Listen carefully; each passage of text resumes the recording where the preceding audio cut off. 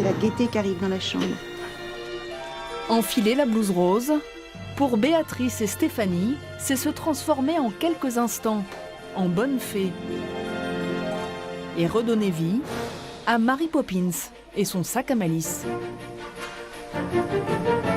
Cet après-midi-là, elles ont rendez-vous en pédiatrie au service médecine générale. Vous pouvez voir Annabelle qui est en chambre 504. Charlotte en 507 porte. Elle peut sortir aussi? Oui. Ici sont hospitalisés des enfants de la naissance à 18 ans, parfois pour une journée, parfois pour plusieurs semaines. Bonjour. Est-ce que tu connais les Blouses Roses? On est une association et on est là pour faire de l'animation, du bricolage ou des jeux. On est là pendant 2 heures si tu as envie de venir faire du bricolage. À tout à l'heure. Si les enfants ne peuvent pas se déplacer, les animations ont lieu directement dans leur chambre. Si tu veux mélanger des couleurs. Pour Béatrice, infirmière à la retraite et désormais bénévole, pas d'appréhension particulière. Du blanc?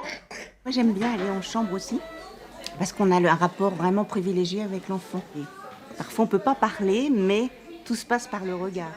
Soir après soir, On va regarder, on va sûrement au trouver détour les- d'activités manuelles, C'est une aiguille, la complicité se crée. Tu t'es déjà mis plein de vernis à ongles sur tes ongles? Ça y est. Je pense que justement ça aide à sortir du registre de l'hôpital où on est entouré d'infirmières, de médecins. Et là c'est plus un loisir, enfin une occupation. Tu nous attendais aujourd'hui? J'y vais tous les soirs. L'hôpital, Stéphanie, sage-femme, désormais mère au foyer, et Béatrice connaissent bien. Elles n'ont pas choisi par hasard de donner ici de leur temps.